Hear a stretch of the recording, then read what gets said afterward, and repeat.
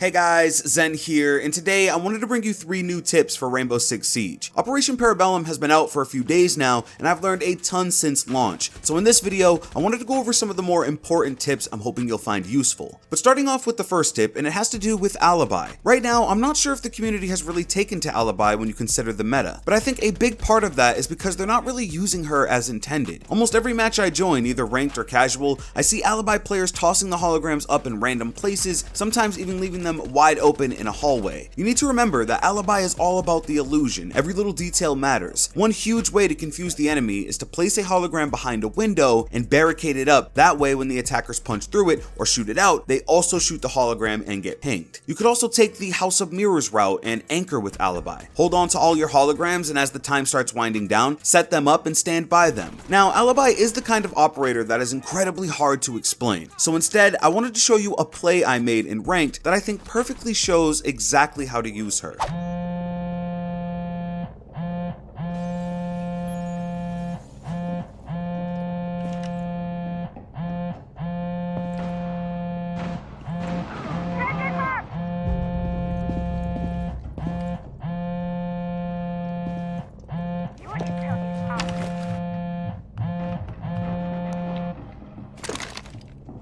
Stay over there so that if we know if we go in. 1 op 4 remaining.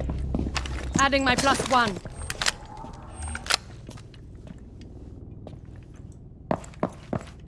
Diffuser's on Zen.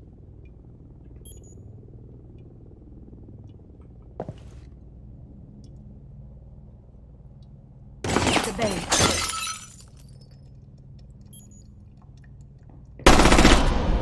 Op 4 eliminated. To quickly go over how that play worked, first I kept my phone ringing to draw the 2 attackers near me closer to the hologram. Once Ash started to get close, she knew it was a hologram and thought she would run right past it, which allowed me to take her out. She drops the diffuser and I set up another hologram just behind it and position myself behind the little show I set up. The last attacker takes the bait and I'm able to finish her off. The real illusion there was actually those attackers' trust in knowing that those were Prisma. Now what led to the kills was the good old bait and switch. I really hope all of that makes sense to you guys. If you feel something else happened there or that I'm absolutely crazy, let me know in a comment down below. Moving on to our second tip, and of course it has to do with Maestro. His Evil Eye gadget can be literally placed anywhere and serves a dual purpose of distracting the enemy team with laser shots, but also providing a ton of intel if placed correctly. One great place to put this Evil Eye is actually on the floor in between bomb sites. You have to remember that the attackers have to make a tough decision in using explosive utility to deal with your Evil Eye. Thatcher and Twitch aren't a big threat so long as the shutter is closed,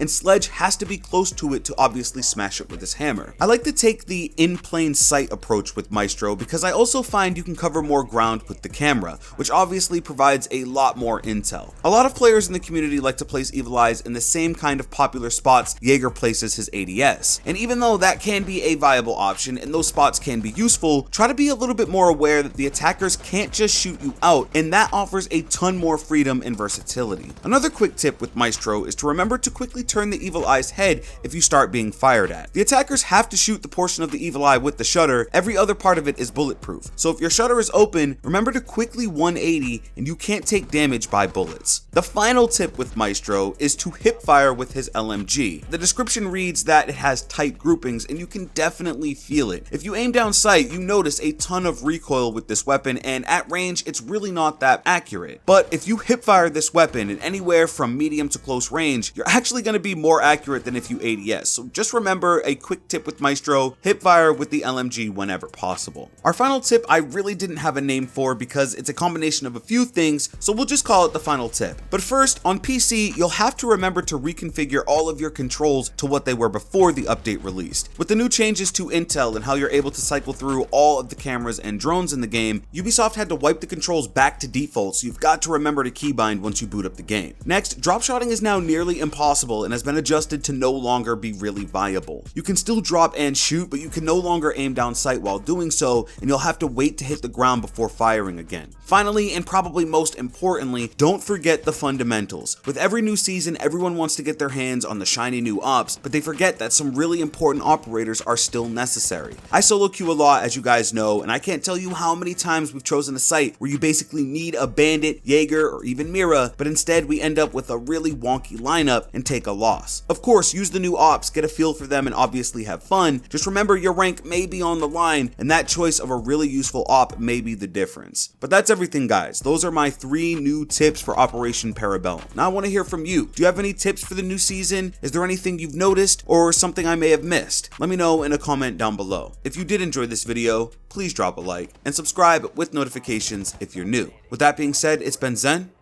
I'm out.